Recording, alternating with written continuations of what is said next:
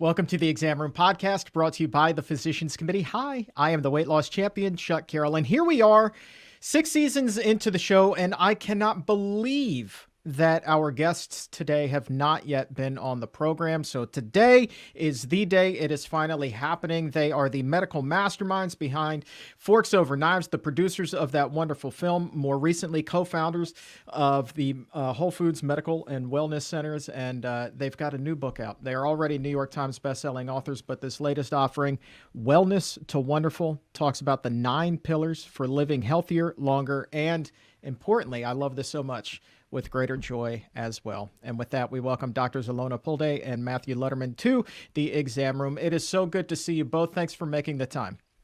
Thanks so much for having us. Thanks for having us. We appreciate it. You guys, controversially, there are 6 pillars in lifestyle medicine. This book has 9. So we're talking about 3 bonus pillars, which means that we really are going from wellness to wonderful here. Before we get into the 9, though, let's talk about what the difference is between wellness, which, given where we are with the state of health in this country and globally, seems like, man, it would be really good if we could just achieve that. But you guys still are taking it to another level with wonderful. What is the difference between the two? Yeah, so the way we think about wellness is sort of the way I thought about it, which was, I got to eat a certain diet. I got to sleep a certain amount. I got to exercise, and I got to do the resistance. And I got to do the cardiovascular. I got to do the stretching. So it's all the sort of boxes, check them, check, check, check. And what we found was that helped reverse a lot of disease and problems and definitely improved health. But there were other things that continued to be problematic, including everything from issues with chronic pain, which I dealt with personally, to people having mood challenges or mood disorders, or fatigue and things like chronic fatigue, and even things like just other chronic inflammatory conditions that wouldn't quite respond to those alone. And we had to expand it first through sort of experimentation on ourselves, but then compiling all the data, it was pretty clear to us to understand, oh, wow, there's actually data and significant data around how all of this connects and fits together.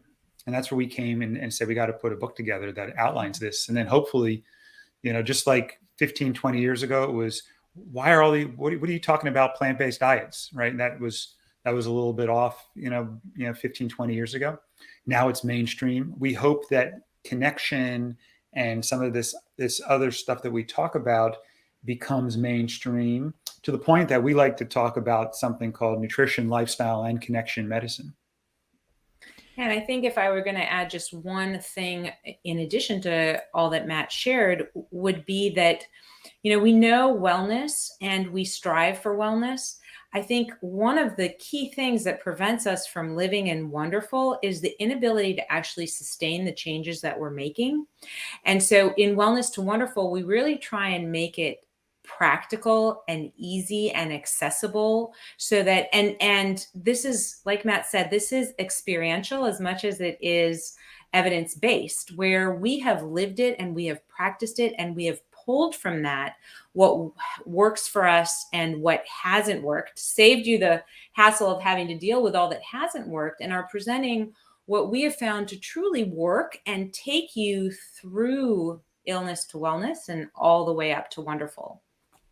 How important is it, do you think, for caregivers, physicians, to have been through it themselves? How much does that lend to, I guess, the patient outcomes for the people whom they're working with? I would imagine that having that compassion and kind of, giving the person footsteps to follow in really leads to a greater outcome for that individual. Yeah, I mean, it's so helpful when you've had that experience, right? When you've gone through it yourself. There's something that you can connect with a patient, maybe in ways that's harder when you haven't.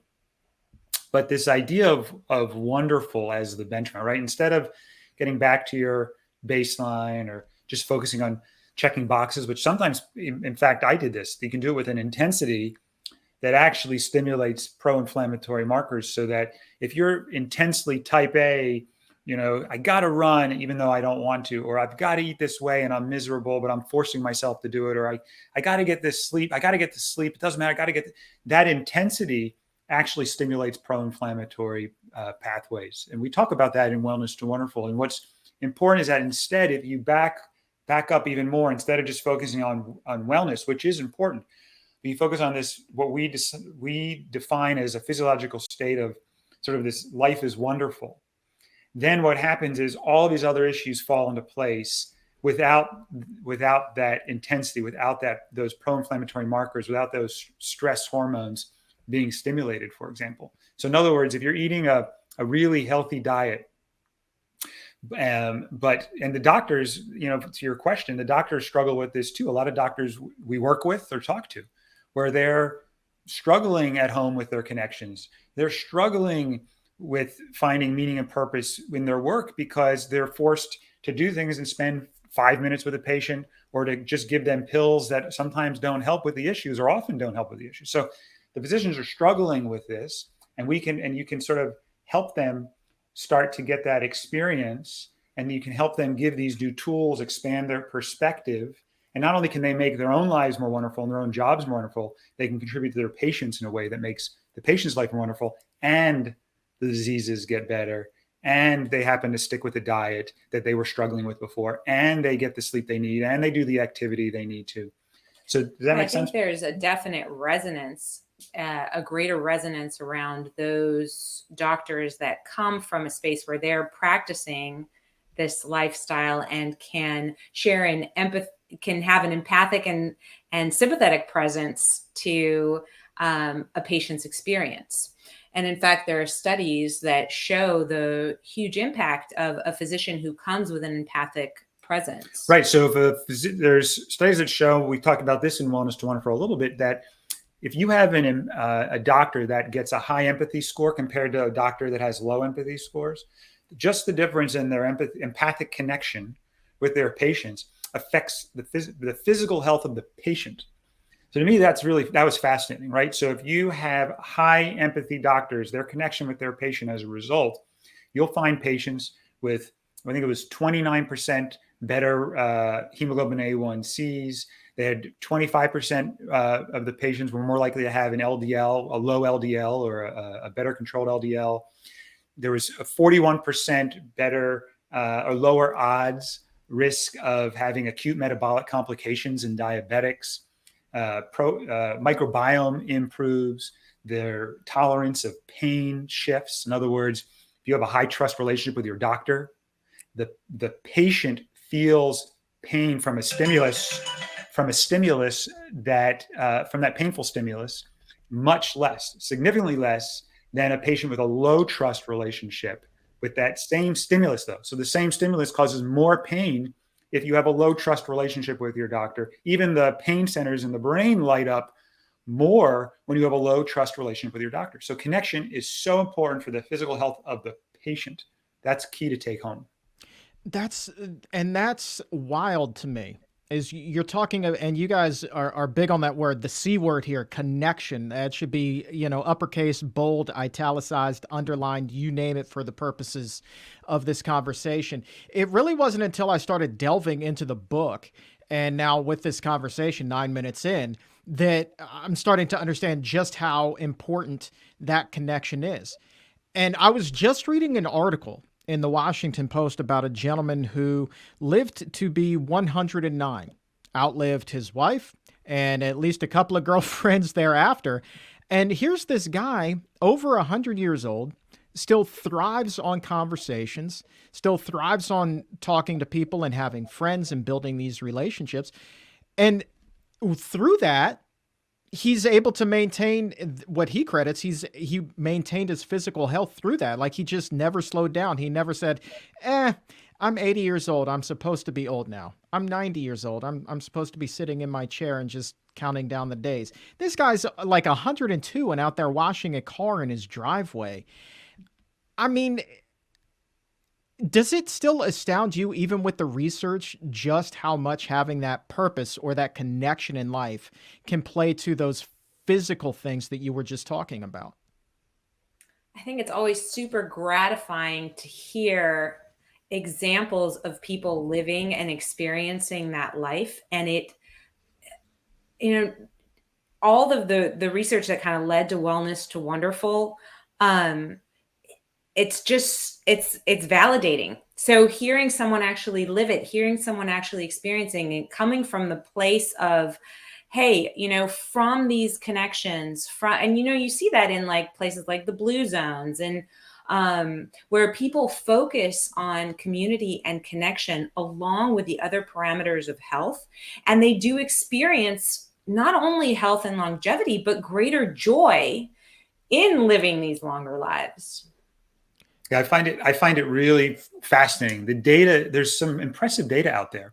We even looked at one researcher who talks about this term salutogenesis, where he points out a lot of people think that there's pathogenesis, the cause of disease, but then salutogenesis, the cause of healing. And the pathway to healing is not just sort of stopping the pathway to disease. You actually have to shift things in your life to promote the healing pathways. Right. So in other words, just removing the toxic burden or removing what's causing the disease is not going to be enough. You have to shift your life in a way. And there's actually data that shows this. And it's really fascinating how all of the cells, at even at the level, at the ATP level, right? I mean, at that level, your body and the cells shift. There's even something called the cell danger response that gets turned on and off, right? At the monocyte level, which is a type of white blood cell, right? You can see the changes in these cells based on if they're in a state of sort of threat or danger or safety. And connection is one of the number one ways that we can experience a physiological state of safety. And this is talked about a lot, and there's data supporting this as well. But it's what we do when we're in a state of danger, a physiological state of danger. We turn on all of our pro-inflammatory pathways, pro-inflammatory cytokines, pro-inflammatory hormones, adrenaline, cortisol. We shift blood flow in our body away from our viscera out to our extremities. The gut doesn't work properly without being in a physiological state of safety. When we suppress emotion, when we repress, when we disconnect, when we have the sense that we're isolated, it's not just being around people, but there's actually being connected and trusting those people care, whether it's friends or our doctors or our family. That puts our body into a physiological state that promotes health and healing. So then what we said was, knowing this, how do we help people do that? So that's the other part of the book is, okay, if you are open enough to these concepts, you have the humility to say, hey, I need help. I'm struggling, which me and Alona are first in line to stand up and say when we're struggling. Then what do we do? And that's what we add as well. And there's that's where nonviolent communication, for example, as one of the modalities came in to really help support people with a framework to achieve these changes and transformations. Is it difficult for you all as leaders in this space to admit your vulnerabilities like that? Or again, does that go back to what it is that we were talking about earlier with that empathetic relationship that you have with your readers, others in your life? Where it really does help everybody kind of come together collectively and heal. I think it's actually empowering. I think the only way to do different is to know different. And if part of the core of the 9 pillars is connection to self. And if we can't tap into our own vulnerabilities or our own areas that need attention, then the ability to actually dive in and make any of those changes is pretty challenging to impossible. And it not only makes, being vulnerable not only makes my life better, but I have a belief that it makes everybody in my family's life better. So for example, just yesterday, right, I was irritated about something and I responded to Alona with tone, right? But it was disconnecting, like a snap, right? And I got irritable. But then I started judging myself for being irritable. And I'm like, well, you should apologize. That wasn't nice. But then I was stuck in this sort of, I'm ashamed and embarrassed that I just had that reaction. I should know better. Right. So then I felt it in my body. I felt tense. I felt a weight. I felt fatigue. My stomach was just a little bit off because I'm holding all of this in. And then I went to my kids, who we also teach nonviolent communication. And I used that not only to help me, but to also help them. And I said, hey, you know those times, Kylie, which is our 11-year-old daughter, and I said, you know those times where you get upset and then you like, oh, why'd I get upset? But then you feel embarrassed and ashamed that you're upset and you can't stop yourself and get out of it. And she goes, oh yeah, Dad, I know what you're talking about. And I said, well, I'm in that right now with Mom. What do you think I should do? She goes, I think you should, why don't you just tell her? It always makes me feel better once I tell her. So then I said, hey, Alona, I'm feeling embarrassed and ashamed, and I just need your help with this. Can you help me? And she very, very warmly embraced me. And I got this sense of warmth in my body. I felt this openness and expansiveness. I felt closer to her. And my kids were, and I said, oh, I did it. And they celebrated with me. So we all got close. And the interesting thing is that's not just a warm, nice to have. There are physical changes and shifts in my body as a result of when I didn't do it, and then when I shifted and transformed, did it. So to me, and then the question is, well, how do we do that? And that's part of the skills that we teach people. And they're like, well, why are doctors teaching these sort of fluffy, warm skills? And the point is, I think we're just a little bit early on the curve, but it's going to become more and more clear about how this affects our physical health, because now we can measure it. Before we couldn't. We just knew it felt better.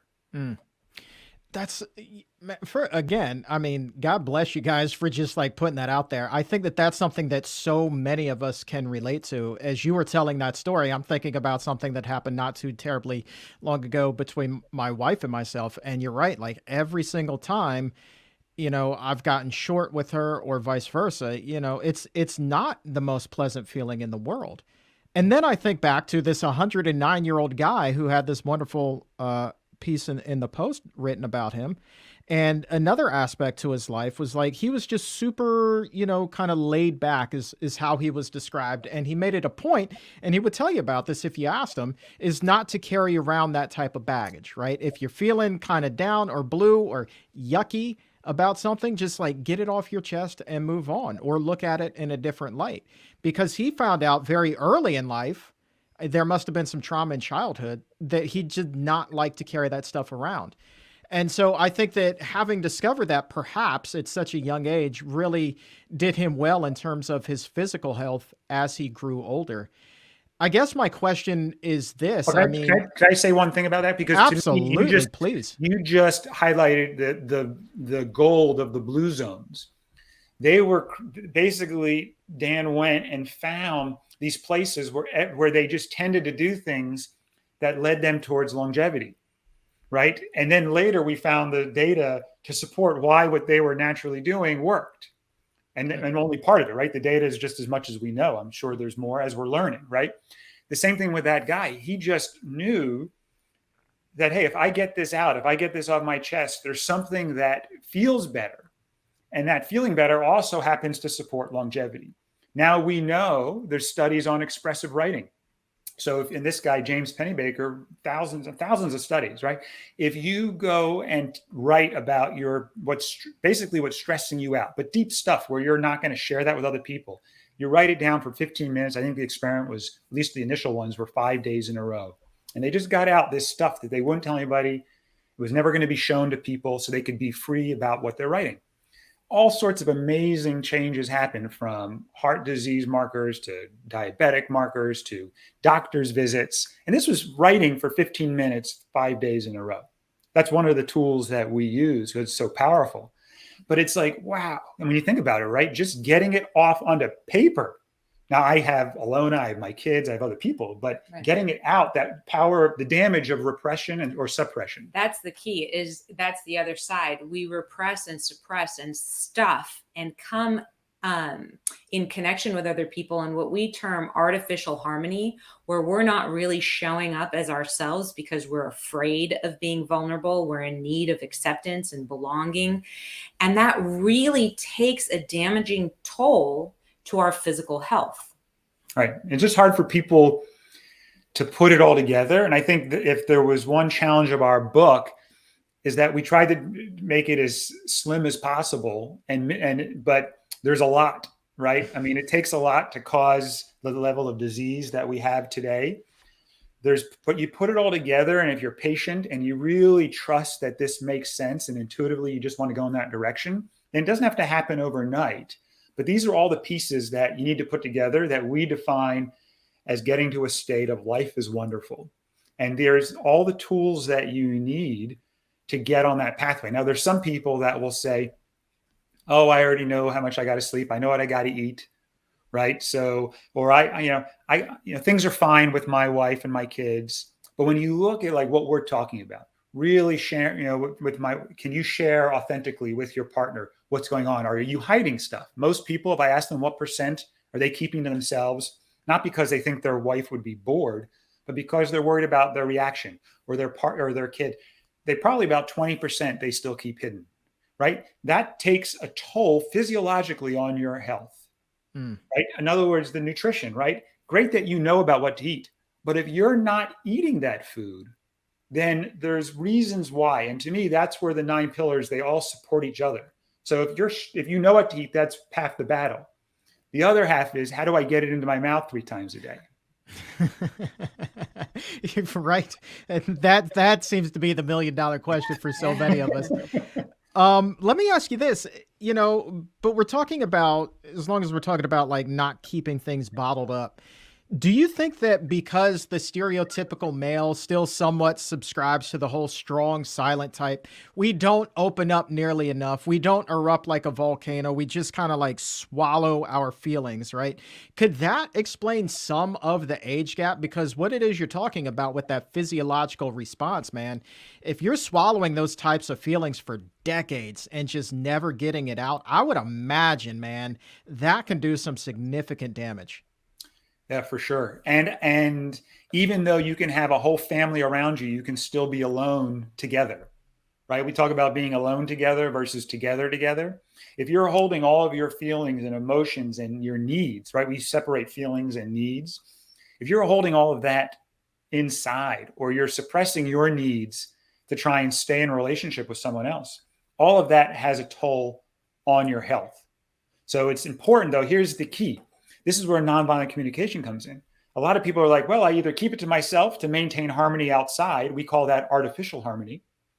Or I share what's inside, and whatever happens, happens. And they blow up their relationships because they're just, honest, but it's almost harsh, right? There's a third way.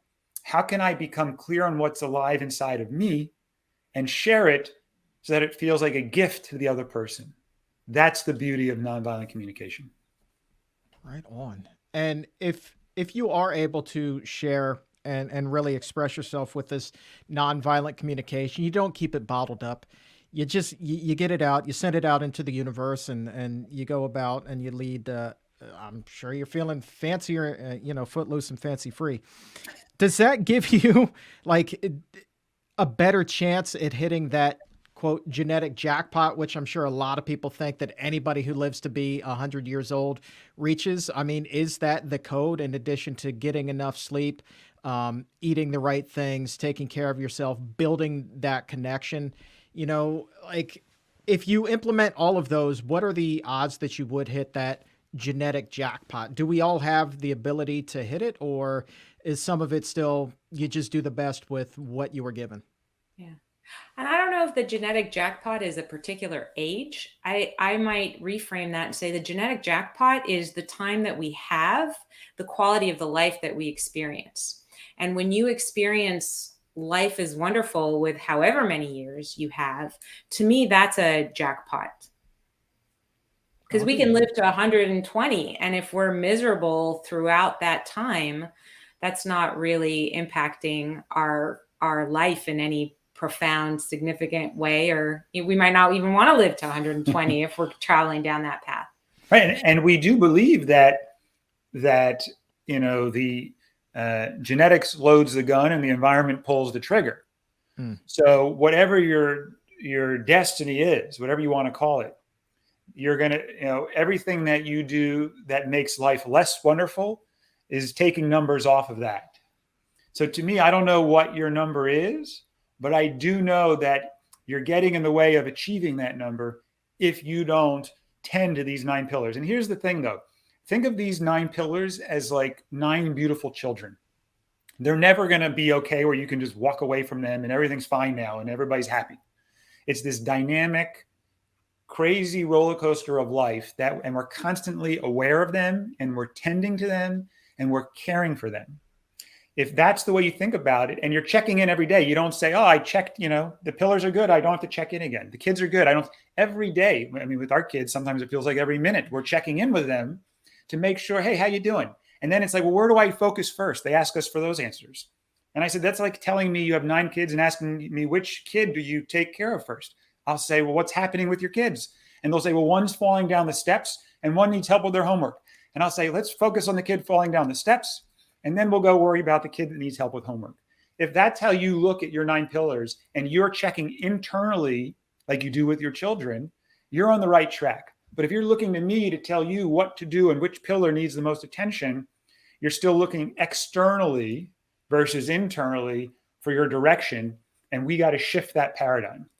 I think the example that you gave about this gentleman, the one thing that stands out to me is that simplicity of connecting to his own body to say, this feels good.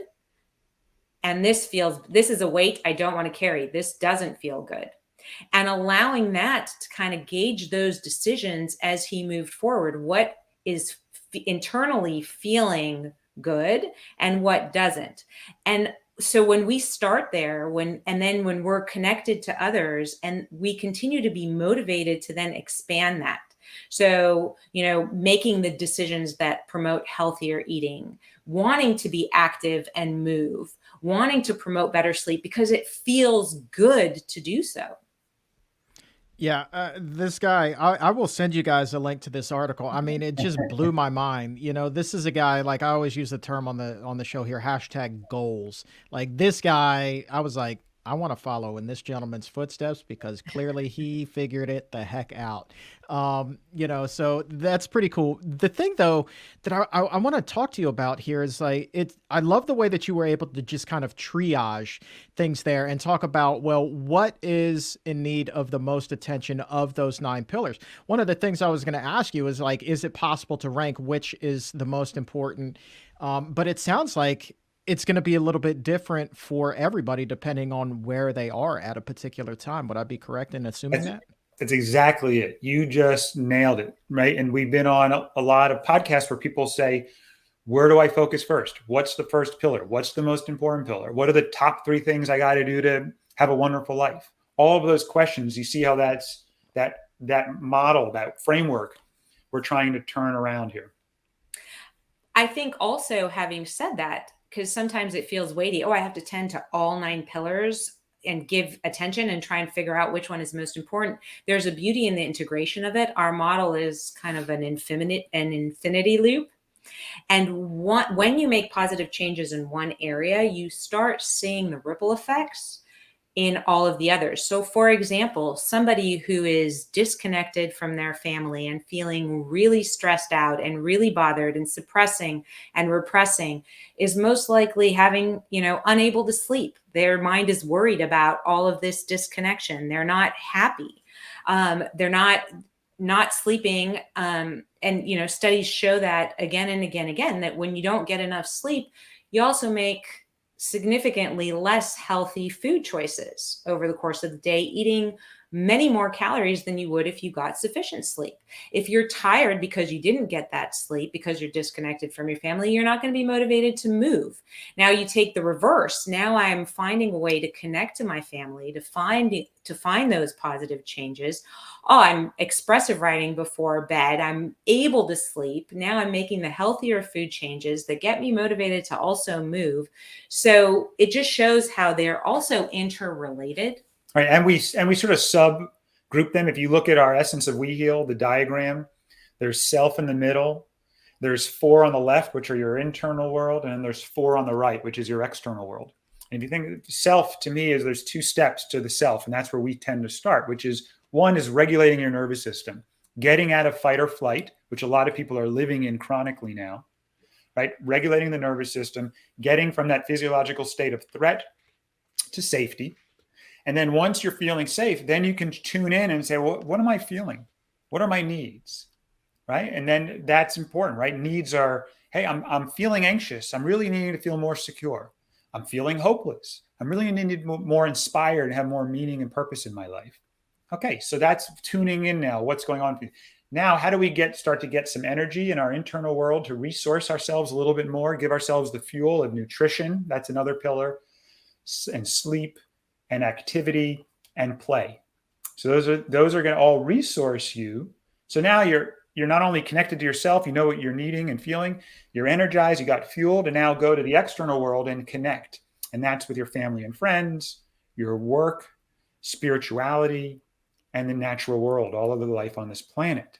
And when you're able to connect to those 4 other pillars, you're resourced your internal world, so you're energized, and you're connected to yourself and not in fight or flight, life is wonderful.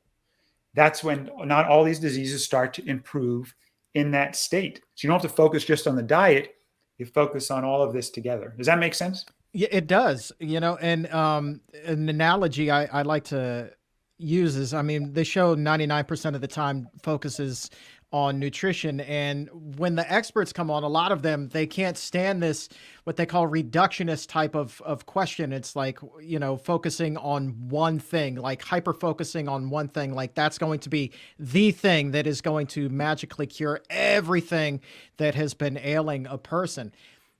The practice that often gets preached is you have to take this 10, 15, 20,000 foot view, look down, and then assess it, right? So that's where eating the rainbow comes into play. So you have all of these things that work in conjunction with each other to really then build up that kind of optimum health. And it sounds like with your 9 pillars, it works very much in the same way. Absolutely. Yeah. So the question then is this, it's like, if there's not a what's most important, how does a person determine where it is that they need to start? It's easy for me to look at these 9 and say, well, I need to sleep more. I need to eat better. I need to exercise more. I would really love to have a better connection, a better relationship with my friends and my family. Certainly some steps I'd like to take with my work. And that could just be so overwhelming. How does somebody figure out like where they should be starting? Well, you sound a mess. No, I'm just kidding. This was a fictional guy. I very much like my job. I'm not perfect. I'm not perfect. We're just going to qualify that. I'm just kidding. Welcome to the club, because at any given moment, there's multiple pillars out of balance, and there's some pillars that are in balance. Some, I'm worried about their balance in the future. So it's like, where do you start? And to me, it's like more, don't strategize, right? Like we talk about, before you strategize, do the connection first. And that's a new concept. So maybe, I don't know if you wanted to talk about that, but I think to me, it's important that we don't have to change anything today, right? Let's just start getting immersed in this new framework, this new way of thinking. Let's become familiar with everybody, all the 9 pillars. And then we can start doing a little check-in and start just learning how to do that. And that really is going to give you some guidance. We can even walk you through a sample patient, for example. But I think don't rush to do anything right now. We have time. Yeah, and I think for those people who are excited about making change and do want to jump in, then for me, it's what resonates with you. Which of those pillars is something that you can actually do, right? Because we talked about that. Like you can know all about eating a whole plant-based diet, but if you don't do it, it doesn't matter what you know. So if you know about sleep, but you're not going to be able to tackle that might not be the first one you want to do. So of these 9 pillars, if you can identify which is hurting the most, that's great. And if you can't, I would consider which one is resonating with me, which one is calling to me most, which one am I most excited to dive into. And again, the beauty of it is as it integrates, you're going to see that making a change in one of them will positively impact others. Right. And different people have different circumstances, right? So we talk about connecting to the self, but if you've experienced a lot of developmental trauma or acute trauma, that might be challenging. So knowing that that's somewhere you want to go, but not putting pressure on yourself to force yourself to go there, which actually is counterproductive, right? You can say, okay, well, maybe I need some support with that, right? And there's some experts that can help me do this self-connection piece. I know it's really important to sleep. To me, that's non-negotiable. I want an 8-hour sleep window, and I will do whatever I can to not sacrifice sleep to be more productive. right? It's just I know how much that ripples out into everything else. But if I'm struggling to sleep because I'm eating really unhealthy food before I go to bed and I'm waking up with heartburn, and that's one issue. If I'm struggling to sleep because I'm living in fight or flight and mobilized and my nervous system is dysregulated, I'm going to come at sleep from a different angle. If I just didn't know about sleep hygiene and I just need some education around sleep hygiene, and then I'm going to be off and sailing, that's another angle. So first we sort of figure out, okay, let's start to go through the pillars. Let's do an intake. And then from that intake, that will often lead us towards the next steps. And it's something that we sort of think we got to figure it out in our heads. Like, a lot of people trust their intellect, but we also believe, and this actually falls under our spirituality pillar, there's organismic wisdom. And again, that sounds a little fluffy, right, for doctors to be talking about this potentially. But as you dive into this, you'll see that actually we have that, and our body does tell us where to go next. And anybody who doubts sort of our body can do these things, think about, as a doctor, I used to come in out of medical school. I remember thinking I can fix everybody, and I'm going to be a doctor, and I'm going to be all. But you just take a broken bone, for example. Do we heal broken bones? No, we don't. We align the bones maybe, but then the body figures out how to heal them. The body is telling us what to do. We don't make, when we have babies, right? We don't figure out what to do. We sort of put the sperm and the egg together, and then the body over 9 months takes care of the rest. So there really is this organismic wisdom that's in there that we can tap into, that we don't throw away the intellect, but we don't just value the intellect at the expense of all else. And sometimes the intellect takes us in a direction because of core limiting beliefs and other issues that actually get in the way of our healing, right? So for example, the person that's like, the only way I'm going to feel safe or loved and accepted is if I accumulate the most money absolutely possible, right? Or I have this job title. Now that belief system, which comes likely from developmental trauma or some type of experience that's affected their beliefs, is going to get in the way of their ability to heal. So we might talk about that, right? So do you see how there's all these different pieces we will go that will help direct us where to go next? And I think you mentioned one thing, which was take a little bit of time just to get to know these pillars. And I think that's really valuable, because we often think, it's going to take so much time to delve into this. The upfront investment pays in dividends later on. And it's the same thing as if you think of a fight you had. And so, we didn't take a minute or 5 minutes or 10 minutes just to collect ourselves, to kind of have self-empathy or whatever we need to show up in a way that will allow for connection. Instead, we just went right into the fight. And then we eat ourselves up afterwards for hours and hours, reliving that moment again and again and again. There's disharmony that lasts for a significantly longer time. So taking that time up front actually eliminates so much weight on the other end. Man, I could talk to y'all for like days. I'm like loving what you're putting down today. This is fantastic. I do have a couple of more for you. You've been really nice with your time here. Hey, Chuck, can I just check in? See, this is a connection. Let me get a real life connection thing. Sometimes I love to joke and play around, and I just want to check in how my joke landed with you when I said you sound like a mess when you made that before. So I'm checking in on our connection right now. Well, let's talk about how it was vulnerable. I was like, is this guy trying to check me right now? Like, that was my instinct, was to be defensive. That's kind of like, I don't know why I went there today, but we'll just be a little bit vulnerable. But, I like that, man, because it spurred me to think about something like, what am I putting out there that he's picking that up, man? So, you're still all right in my book, because you're spewing wisdom, man. So you're good with me. Right. And to me, that's the beauty of focusing on connection, is that I can make mistakes, I can have misfires, and it's not about being perfect or right. It's about caring about the connection above all else. So I can say, hey, if I said something that stimulated you in some way, or I said something that stimulated somebody in your audience some way, my intention was to meet needs for playfulness, which enhances connection. But hey, maybe it landed in a way that somebody felt vulnerable or embarrassed or ashamed even.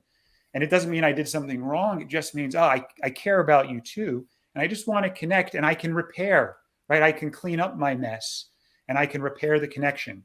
If we have those skills, then we don't even have to let it go unsaid. I can just check in. So I just wanted to see how you were feeling. I'm doing good, man. You're an Thank insightful dude to be able to pick up on that. You're insightful. I'd like that. See, and I really appreciate your vulnerability. Sure. And, and if anything, I can also express regret, right? Like, and it doesn't mean you don't have to help me feel better. You can just say, hey, I'm here for you, Matt. And I can say, hey, I have a little bit of regret. I would have liked to not joke around when somebody's expressing some vulnerabilities, and hey, that's okay too. So I thought it was great that we could actually show a real time, just a quick connection. It doesn't have to be big even. In fact, when you do it with the little stuff, the big stuff gets easier. So how is all that to hear or feel? I mean, it's cool, man. I dig it. And I think that, I don't know, maybe I didn't pick it up the way that you intended it to come out initially, but I appreciate, you kind of like putting that out there, and now I'm not going to be carrying that, around like, what was that check all about? So we're good, man. I'm feeling good about that. Yeah. And then you're feeling in your body right now, hey, I actually feel different than before, even if it's subtle, right? Yes. You're like, oh, now I feel like this more open. I'm imagining expansive compared to before. It may be just a touch tighter versus looser. I'll tell you what I feel more than anything is like a stronger connection with you. All right. Because 42 minutes ago, you and I had never said so much as hello to each other before, other than via email. And now here we are now. And I'm like, wow, we're having, some really insightful, conversation that's got some depth and some substance to it. We're expressing some vulnerability, which for any two guys anywhere in the face of the earth to do that in their initial conversation, that's pretty rare. So we really are having ourselves a little rarefied air kind of an interview here today, Matt. And it helps me too. It's not just about you. Like, I'm feeling more connected to you, and I'm glad you pointed that out. And I'm actually feeling a little bit of tenderness because, hey, no, but I'm serious. I really appreciate that, because one of my big concerns is that if I do joke and somebody doesn't tell me about it, hey, my need for acceptance or my need for our connection, are they going to just walk away? Right? It's almost like that abandoned, or they're going to tell other people how upset they are versus actually give me a chance to repair and reconnect. And I think nowadays, if somebody makes a mistake or says something that hurts or stimulates pain in somebody else, we're so quick to attack that person, and then they're going to get more defensive and double down versus be able to go to that place and say, hey, I'm feeling a little bit embarrassed and ashamed about what happened. Or, hey, I'm feeling really sad about what I just did, and I'm really wishing I handled that differently. So to me, if we have those skills, not only does it help you and me and our health, but I really believe it helps make the world a better place. Well, I think we should check on Alona over there. We're having our little bromance, and Alona's sitting there quietly. How are you doing, Alona? I'm taking it in. I'm enjoying. This is the magic. This is the magic of nonviolent communication. This is the magic of connection, and I love it. Do you think that this is the definition of what a real man is these days? It's what I like to see in men. I love that. Yeah. It adds depth and character and tenderness. And yeah, it's fantastic. Well, there you go. A couple of real men, Matt. That's a feather in our cap, buddy. Virtual high five. All right, two more quick ones. I got to ask you, because we have so many nutrition fans here on the show. When people dive into this book, and there is a link to order your copy right now in the show description and in the episode notes. When people dive into the book, how much nutrition education goes into this? Are they really going to dive into, like plant-based 101? Is it a little bit beyond that? What are some of the fundamentals they'll learn? Yeah, so the book really touches on, it does touch on recommendations for, what we think is most health promoting diet. But in relation to the additional 9 pillars. So I wouldn't say it goes in depth. I know we offer, so part of our offering is our virtual platform, which is We Heal. And that's where we take an opportunity to address, fundamentals of nutrition, which is a nutrition's 101 that can help support and supplement what we've offered in the book. Like Matt said, spending time just in that nutritional world is a book in and of itself. So a little hard to deliver that in Wellness to Wonderful, but I think that there's enough of a foundation there to get people started. Here's the beauty, though. The exam roomies, as I like to call our listeners here, I think that they are definitely super well versed in nutrition, which means that they're ready for everything else, right? They're ready for the other pillars. So this is pretty cool. And lastly, my question to you is this. I always love to end interviews whenever possible on the highest note possible. And so if somebody really, I mean, they pick up a copy of the book, they read it cover to cover, and they start implementing these changes. And I mean, they are living life by these 9 pillars. What do you think their risk would be for all of the chronic diseases that are so prevalent in our current lifestyle, in our current culture? What do you think their risk for these chronic diseases are compared to a lot of other people who are living that standard American lifestyle, eating that standard American diet? I think it goes to the basis of they're going to live longer, healthier, and with greater joy. That's just it, Matt. You look like you want to say something, man. Those eyes, you were like, I'm thinking about something here. Well, I sometimes it's both wonderful and a curse at the same time. We really try to simplify it, right? So if people ask me about what to do for food, I'll say there's basically 5 food groups: fruits, vegetables, and whole grains, which we include starchy vegetables in there, legumes, and some nuts and seeds, right? Some meaning a little bit, right? But the question, all you got to do is eat as much as you need to feel satisfied whenever you're hungry from those 5 food groups, or making dishes using those 5 food groups as ingredients, right? So if I just said that, and then we spend the rest of the time trying to explain and justify, okay, well, here's why that works, and this is how it helps, right? So to me, the nutrition can be distilled down into something as simple as that, right? Now, obviously, people can have, certain food allergies or certain, but in general, that's as simple as it gets. Similarly, if you can just share what's going on inside of you and not hold your feelings and needs alone, and share them in a way that brings you closer together with somebody, no matter what happens, right? You focus on that, right? And we can start caring about everybody the way we care about ourselves, right? To me, it starts to really simplify, right? How do I start to do those things? And if I can focus on that, whether I get it exactly, right, like the book, or I get the right languages in nonviolent, that matters less. What's your intention? Right? I think if we say, my intention is to eat this way, my intention is to connect to myself in this way, my intention is to connect to other people in this way, life is going to get wonderful, or more wonderful, or closer to wonderful pretty quickly. So I hope that simplifying it, does it more justice. And that some people, I remember one person asking me way back when, they're like, which apple, is a green apple healthier or a red apple healthier? And I laughed and I said, well, which one do you like better? And they said, I like red apples. I said, well, then that's healthier because you're going to eat more of them. Right. And they were like, no, green apples are healthier. And they started explaining like the breakdown of the skin and right. See, so we make it more complicated, which actually, when people are confused, they do nothing. So the more we can simplify it, when there's a lot that we have to do, the more likely people are going to take action. And when they take action and start doing things, that's when life starts getting better. Yeah, man. That's it's like healthier compared to what?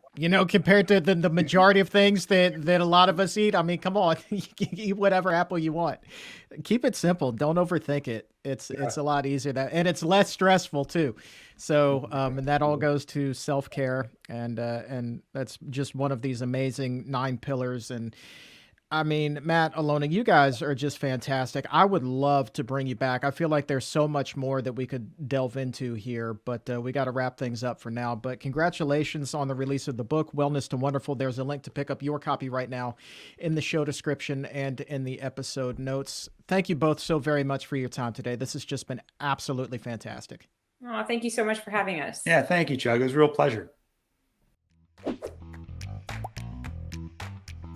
If your health IQ is a couple of points higher than it was a few minutes ago, go ahead and like this video or subscribe to the YouTube channel. And to take it even higher, head over to Apple Podcast or wherever you get your favorite shows. Look for The Exam Room by the Physicians Committee. Hit the subscribe button there as well and help to make your world a healthier place.